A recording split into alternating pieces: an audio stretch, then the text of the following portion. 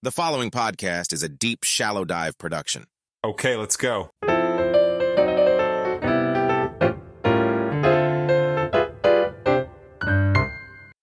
You know, I almost feel weird like starting the podcast just talking. I actually love starting it off with a clip from something because I think it's kind of cool to have you hear that before you hear me. But anyway, hey, happy Wednesday, everybody. We've got a fun episode today. There's going to be some interesting things I talk about. And I'm going to start off with, oh man.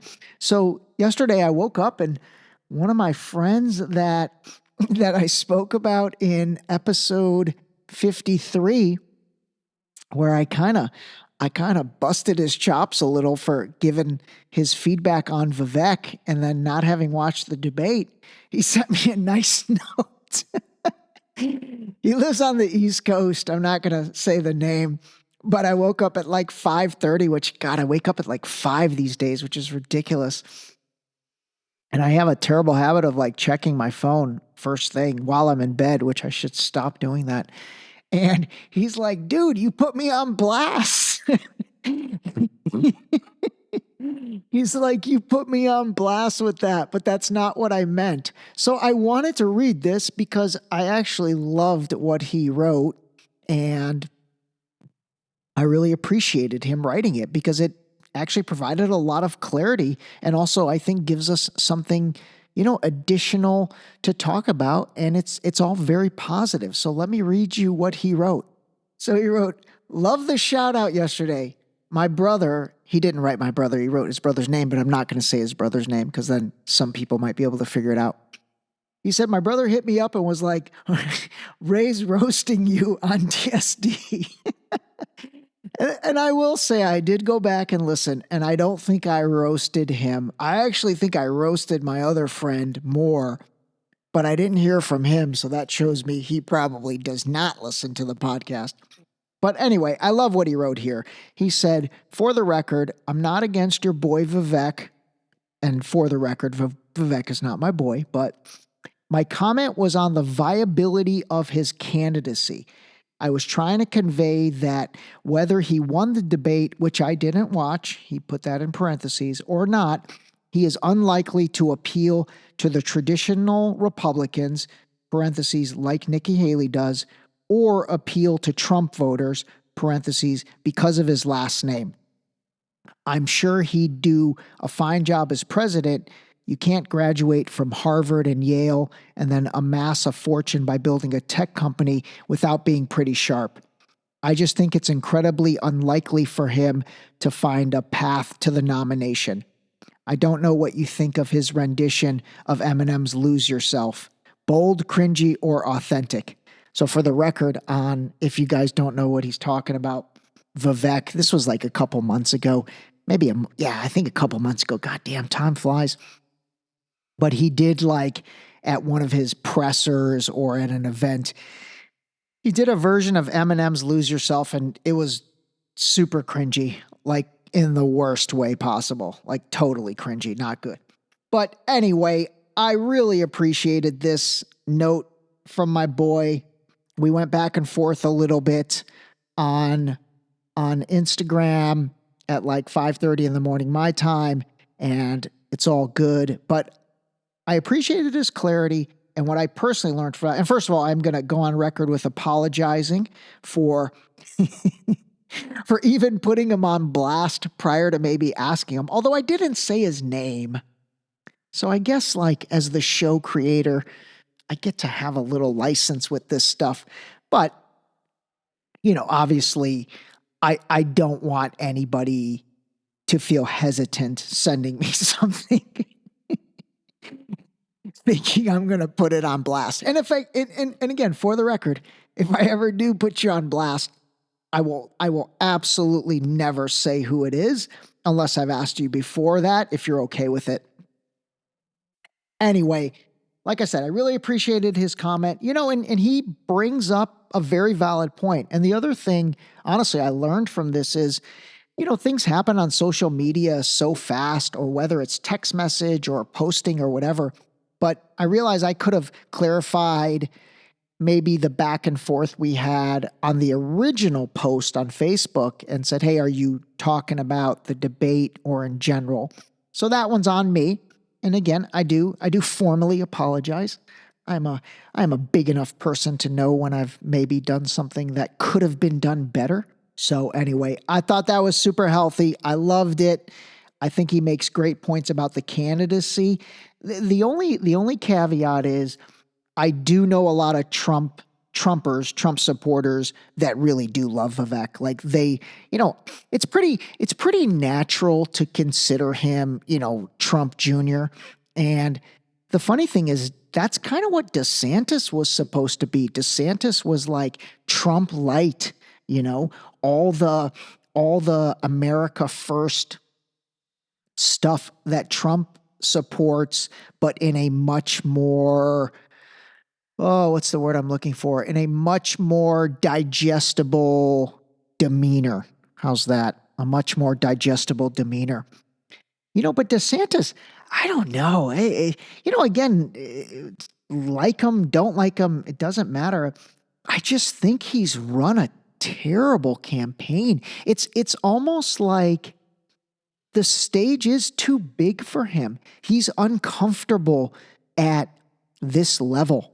He's uncomfortable at really on this stage. Whereas the stage he was on at the governor level, I thought he shined. I really did. I was like, wow, this guy is, and again, by the way, DeSantis, as well as Vivek, he's Harvard, Yale. I know he was, in the military. So his pedigree is impressive. You have to give credibility to guys that have that type of pedigree. Whatever you think of Harvard or Yale, those are, I mean, that's the best of the best college wise in our country, if not the world. And so, that's impressive to do your undergrad there, go to law school at the other. But I don't know with DeSantis. I find him very uncomfortable. Like every time I see him in the debates, I thought he was uncomfortable. And just in general, I thought he was uncomfortable. So anyway, just to round that out on Vivek, again, I'm not some huge fan, but I will say I like it when people speak their truth. Originally I was going to say the truth, but I'm not going to say the truth because maybe you don't agree with it or believe it. But when they speak their truth, what they believe in versus giving the political spin. And I like it when they're unfiltered in the right way. I do have a couple other clips from him. I don't know if I'll play them today, but again, unfiltered, not in an unhinged way, but in a non-political way. Anyway, I wanted to start off with that. Big thanks to you-know-who. And then also his brother, Snitch. His brother's a snitch. He snitched me out. Oh my God, this is funny.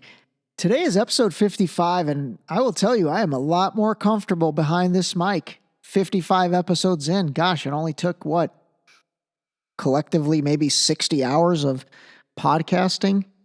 No, maybe not 60 hours, because I don't think I've had very many 1-hour episodes. Anyway, I'm very comfortable behind this microphone. Okay, so now let's talk about some other things. We're actually going to talk some fun stuff, and then we'll end on some serious stuff. I had several people over the past week or so. They're like, dude, how do you do this? Like, how do you like add these clips in, and like, where do you get these from? And like, how do you do all that stuff? And so I'm going to pull back the curtain on that. I'm going to tell you how I do it. And I'm not going to lie. Some of it's really easy and some of it's a total pain in the arse, as I said in the other episode. But first of all, obviously, I would say as far as platforms go, I spend probably the most time on Instagram. And really with Instagram, it's the reels, the reels that provide probably the best information. And then also, I do kind of roll through the stories, but fundamentally, instead of scrolling down the main part of Instagram, I kind of go into the Reels section and I look for the video Reels. And then from there, if there's something I find that I want to use, some people have enabled the ability to download that clip. And so you go into the bottom menu bar of that reel or whatever of Instagram, and then you can click on it. And then it gives you the option to download it. And so that downloads an MP4, really an MP4, actually I think it's an MP4 file, or it might even download a movie file, a .mov. Actually, I'm sorry, it downloads a .mov file. And then that .mov file is on my iPhone. I have bought into the Apple ecosystem. And so I've got it on my iPhone, and then I airdrop that clip to my Mac, and then I airdrop it right into my Mac into the downloads folder. And then from the downloads folder, I take it and I drop it into GarageBand, which is the program that I use, I've talked about a few times in the various episodes, to do my editing. And so basically, I have downloaded the file from Instagram. I use AirDrop. I AirDrop it digitally, which that's incredible. That's like invisible, an invisible handoff or an invisible slam dunk into my download folder on my computer. And whether I'm using my MacBook Air or my 27-inch iMac, both have GarageBand, which again is a free program that Apple provides. It's really for musicians to make music on, but podcasters use it as well. So then I download that into GarageBand, I drop it in there, and then in GarageBand, you create various tracks. And think about tracks as just like layers, or really just rows, like rows in an Excel spreadsheet. And so, for example, pretty much in every episode, at the top, I have introduction. So that's one row or one layer. Underneath that, I have a layer called clips. And then I have a layer called narration vocal. That's what I'm in right now. And then I have a layer called outro plus boost. That's where you hear the tagline of dun dun dun dun dun dun. This episode was brought to you by Boost Liquid Vitamins. So that's the outro. So really I have 5 layers. And again, think of them as like 5 lines on an Excel spreadsheet. And then these things sit on top of each other. And so you basically just have to stagger them out in order to listen to what you want to listen to. So like if I had a clip directly on top of what I'm saying right now, think about like your drawer, your clothes drawer. If they're matched up directly on top of each other, then they're both going to play and it's not going to sound good. It's going to play both of those layers. So instead, you basically have to like divide them out. So what's playing and what you're hearing is just that layer. And then if 2 layers overlap, you're going to hear both of those layers. I hope that makes sense. So that's kind of one big part of it. And I would say I get a lot of my stuff from Instagram. I also get a lot of stuff from TikTok, and TikTok makes it even easier because I will say this: Instagram sometimes the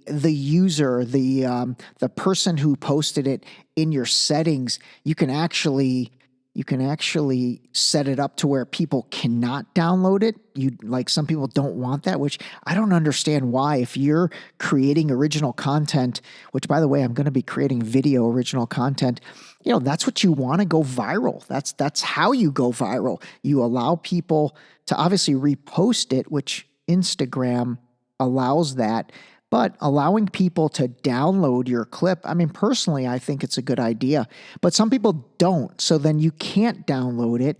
And so then what I have to do is, oh my God, this is a pain. God, you would think I didn't have a full-time company I'm running too. So then what you have to do is there's another part of Instagram in the bottom menu where it says copy link. So then you can copy the link for that file, all right, or for that video, and then I take it into another program called Repost. which is another app. It's an app on my phone. And then repost somehow has tied in with the API for Instagram. And so when I open up the repost app, it recognizes that URL link as an Instagram link. And by the way, it only works with Instagram links. And it'll say, okay, cool, allow paste. And then I hit yes. And then all of a sudden it pulls that file or that movie into repost, right? So think of repost as a different app on my phone. And then once that's pulled in, repost allows me to download it to my phone. Okay. So it's really like another additional step, which is a little bit of a pain. But by doing that, I end up with the same result as if I had been able to download it directly through Instagram. I end up with that file on my phone, and then I airdrop that to my Mac, and then I dump it into the specific clips layer in GarageBand, and then I adjust that content to basically put it, in the timeline where I want it to play. Okay, gosh, I hope I explained that in somewhat of a clear fashion. So that's really how I leverage the content that I find on Instagram and then also in the Reels. TikTok is pretty much a similar, I guess it's a similar concept, but TikTok, for the most part, 95% of people allow a direct download, so I can save that file. And what's cool about TikTok is I can actually send the file directly from my phone to my Mac and then just, I guess, download it directly on the Mac. Although, you know what, now that I think about it, that's not that big of a difference. So I do that. The one that's the biggest pain is YouTube, and they do not really allow you to download anything. I think actually maybe if I pay for YouTube Premium, they might, but I don't really find that worthwhile to pay for. So with YouTube, a lot of times I have to basically do screen records. And so I have to screen record on my phone and then again create that file. And normally when I screen record it, I'll give myself a 3 or 4 second buffer prior and then a 3 or 4 second buffer at the end. And then I just edit it in GarageBand like I do everything else. All right, there we go. Oh my gosh, I'm sorry I took so much time to explain all that, but I thought that would be interesting for everybody. And then I had a couple people ask me about the graphics that I create, and I think these are people that follow me on Instagram as well as Facebook and basically everywhere, but the ones that asked came through Instagram. And Canva is my jam. It's incredible. If you don't know what Canva is, it's basically a web-based multimedia graphic design creation platform that enables you to create really, really amazing professional looking stuff utilizing a variety of their templates and their infrastructure. And honestly, I mean, gosh, I've hired design firms in the past, and I still do have 2 design firms that work on some stuff for me, some of the more complex stuff. But, a lot of the simple stuff, I do that on my own through Canva. And it's like my creative outlet. Like, I love it. I really enjoy that creative process and creating those graphics and all that. So if you follow Deep Shallow Dive on Instagram or Facebook, or follow me personally on either, you'll see those. They kind of come up before most videos. So I try to do some branding on DSD. I'm really trying to get that DSD established. I like that. I think it's fun. That's what the hats are going to be. I'm getting hats made. And so I try to have almost like a graphic image come up before it gets into the video. It's only 2 seconds long, but that's all stuff that I do in Canva. So that's the other big program that I use. And then the last one that I do a lot of editing on my phone is CapCut. I'll talk about CapCut in another episode, but CapCut is it's really a video editing program on your phone. They have it on a laptop version, a web browser, as well as a download, but I primarily use it on my phone. And It's insane. It truly is. It's incredible, the editing that I can do on the phone on videos through CapCut. So anyway, if anybody wants more information on that, hit me up and I will be more than willing to share all those little tidbits. All right, so I'm going to play 2 clips today and we're going to talk about those and then we're going to wrap it up. But the one thing I did want to share, I had 2 people and they totally said it's cool to talk about this.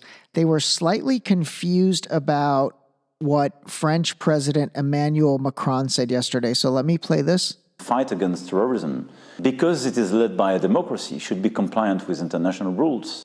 And so they were like, why does he have a problem with tourism? Fight against terrorism. And so I told him, I said, no, he said terrorism. And then when I went back and listened to it, I'm like, oh my God, it does sound like he's saying tourism. Fight against terrorism.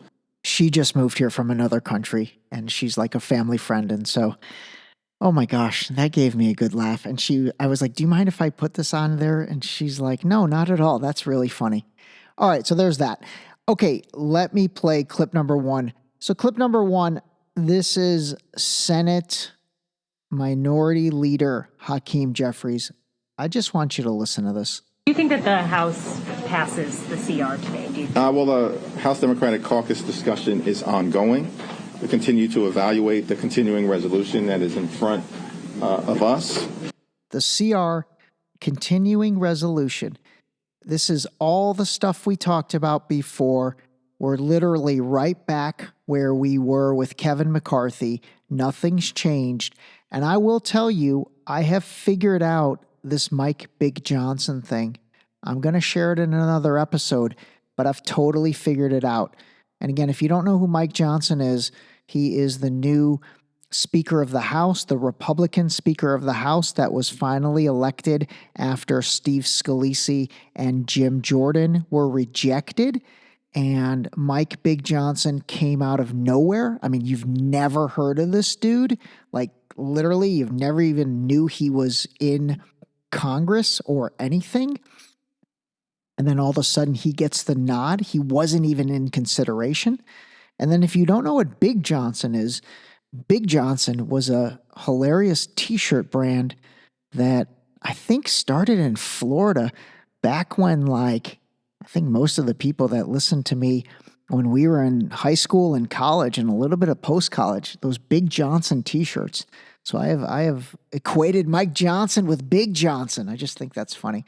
Anyway, I've totally figured out that selection. I completely get it now, and I'll share that with you in another episode. But, you know, Hakeem Jeffries, continuing resolution, these guys they just kick the can down the road. And again, this continuing resolution and all this, watch, I'll cover it when it's time. But this is going to be a big omnibus defense spending package. They're going to lump Israel, Ukraine, Taiwan, the border, and then probably a ton of other stuff we have no idea about into a 7,000-page bill that's going to get dropped on all of the House and Senate desks, and they'll be given 24 hours to vote on it. And you'll hear the rhetoric of, well, we're already hearing government shutdown again, by the way. So the government's supposed to shut down again next week. I think next week or maybe even later this week if we don't pass this. So here we are again, right back in the same exact position with these continuing resolutions via these gigantic, gargantuan omnibus spending bills that are just... This is politics and bureaucracy 101. Okay, there's that. Last clip for the day and last discussion. It's going to come from my favorite gal, Nikki Haley. I know a lot of you might not be happy that I'm critical of her. And, you know, listen, I do not like her I do not like her foreign policy stuff, but I do like her stance on abortion. I will say I think she has the most well-balanced and common sense approach to the abortion stuff. So this came out, I believe this was yesterday, and it's an interesting thing she says. Let me play it for you. I get into office, the first thing we have to do, social media accounts, social media companies, they have to show America their algorithms. Let us see why they're pushing what they're pushing. The second thing is every person on social media should be verified by their name. That's, first of all, it's a national security threat. When you do that, all of a sudden people have to stand by what they say, and it gets rid of the Russian bots, the Iranian bots, and the Chinese bots. And then you're going to get some civility when people know their name is next to what they say. Accountability. And they know their pastor and their family member is going to see it. It's going to help our kids, and it's going to help our country. Brr, brr. She's coming in hot, hot. Man, she came in hot with that. So that thing set the internet on fire yesterday. Seriously. Oh my goodness. Between what I read through Facebook, through Instagram, and then on X, Twitter. I guess I got to call it X. No, I'm going to call it Twitter. On Twitter, oh my God, people went crazy about that. And then you know what's funny? Okay, I'm gonna be fair about this. You know, I don't know. Originally, when I first read it, I was like, "Oh my God, she's nuts! I can't believe that she just basically sealed her fate in a bad way, not only with the public, but then with tech companies." I don't see tech companies wanting to give their algorithm, and then I don't see the public really wanting to do this, mainly because it basically plays into the whole concept of a police state and monitoring you even more and all that, which maybe it does, maybe it does. But then the other side of it, like the simple side of it, the requiring verification for social media accounts, I guess it all depends on what that process looks like. Obviously I will say that being somebody that, has a couple burners, has a couple burner accounts that I use for various things. I don't know. Maybe I don't want those to go away. I know Kevin Durant doesn't want it to go away. But, obviously verifying who you are creates accountability and it creates transparency. And I definitely support that. So, I don't know. I need to kind of think through what I really think of what she said. And I would love to hear from you guys. Seriously, let me know what you think about what Nikki Haley said. If you want, here, let me play it again. I get into office, the first thing we have to do, social media accounts, social media companies, they have to show America their algorithms. Let us see why they're pushing what they're pushing. The second thing is every person on social media should be verified by their name. That's, first of all, it's a national security threat. When you do that, all of a sudden people have to stand by what they say, and it gets rid of the Russian bots, the Iranian bots, and the Chinese bots. And then you're going to get some civility when people know their name is next to what they say. Accountability. And they know their pastor and their family member is going to see it. It's going to help our kids, and it's going to help our country. All right, I'll try to find more context on that. Now that I heard it a second time myself, it did kind of come out of left field, so I need to try and figure out where she's going with that or what the point of that is, because I've never heard her talk about that before. All right, everybody. That was a super fun episode. I really laughed. I laughed a lot that episode. What is wrong with me? I've got the giggles this episode. Okay. Love you guys. Seriously, I really do. Appreciate you. Call a spade a spade. Talk to you soon. I'm Ron Burgundy. You stay classy, San Diego. And thanks for stopping by. But mainly, stay classy. Thanks for stopping by. Stay classy. I'm Ron Burgundy. Thanks for stopping by. Stay classy. This episode was brought to you by Boost Liquid Vitamins. Wake up, take your Boost, start your day. Drink your vitamins, build your immune system with Boost. Available on Boost.com. You have man boobs.